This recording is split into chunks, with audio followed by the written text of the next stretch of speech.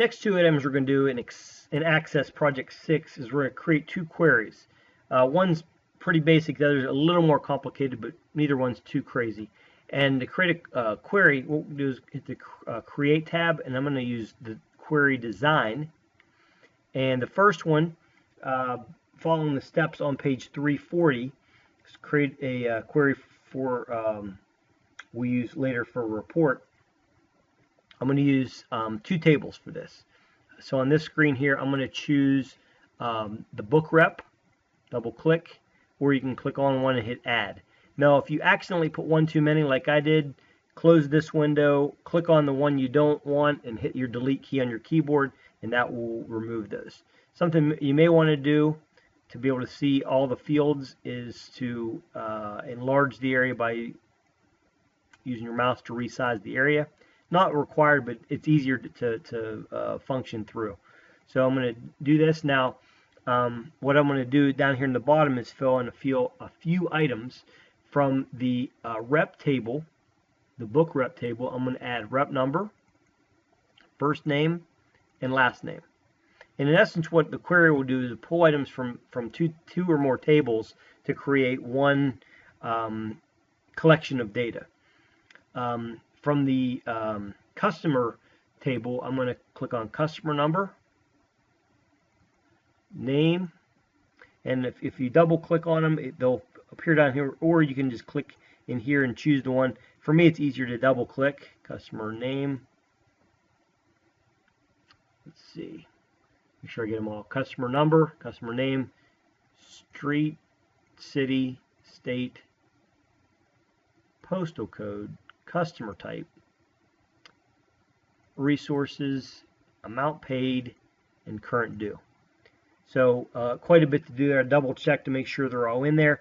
If by some chance you make a mistake and forget one, easy thing to do is just close it, don't save it, and start over again. It's easier sometimes to restart than to go back and try to fix something. So once I have all those items in there, next thing to do is under the design tab, click the run button, which is the exclamation point, and it will pull up a list of all of the data pulled from the two tables.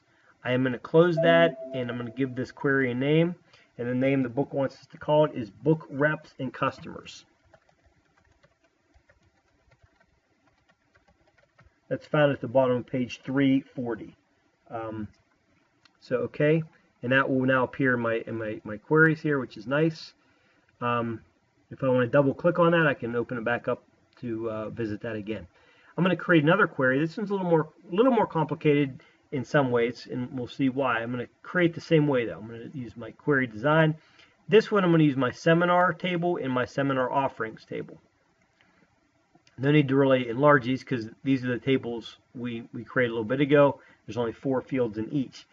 Now this one here is going to be interesting because we're going to bounce back and forth a little bit. From the seminar offerings table, we're going to choose customer number and seminar code. And then we're going to go over here to the seminar and add the seminar description. And then we're going to go back and add total hours and hours spent. So we have 5 fields in this query. Now we're going to add an extra one. This is going to be interesting. And what I'll do is down here in the next available open area, I'm going to right click in here and go to build. And it will bring up the expression builder.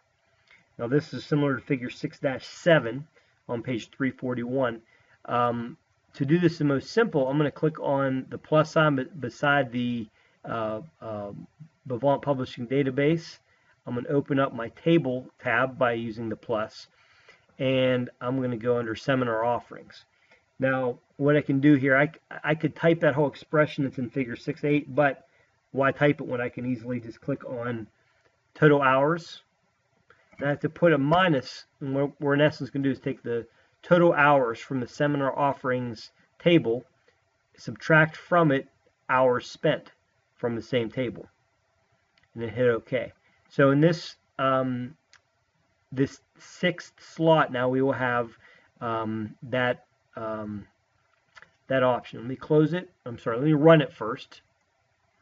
And notice it says expression 1.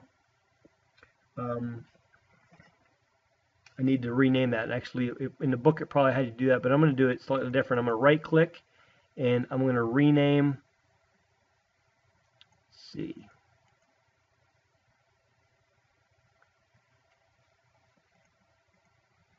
You close it and save it first before I do anything too crazy, because I have what I need. This one is going to be called Seminar Offerings and Seminars.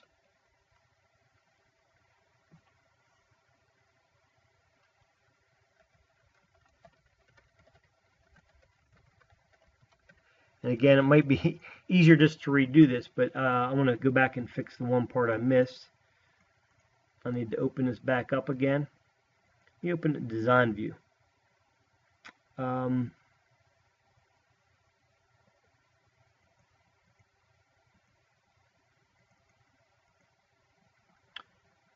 me open it in datasheet view.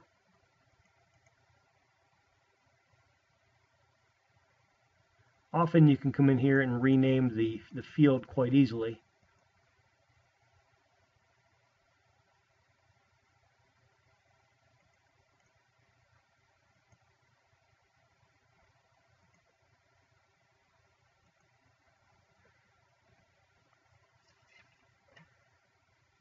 Okay, here's how we'll do it. I'm going to open my property sheet up. This is in design view. For my caption, this is where I was supposed to do this.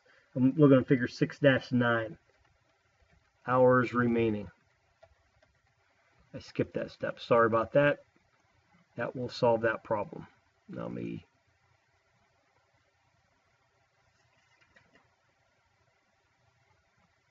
And notice if you look at this versus table 610, they may not be the exact same.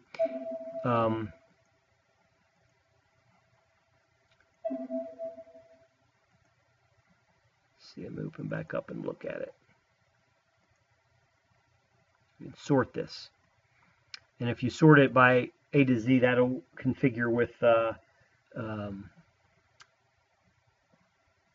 table in the book. So those are two queries. I'm going to make sure they're saved, and that will conclude that part.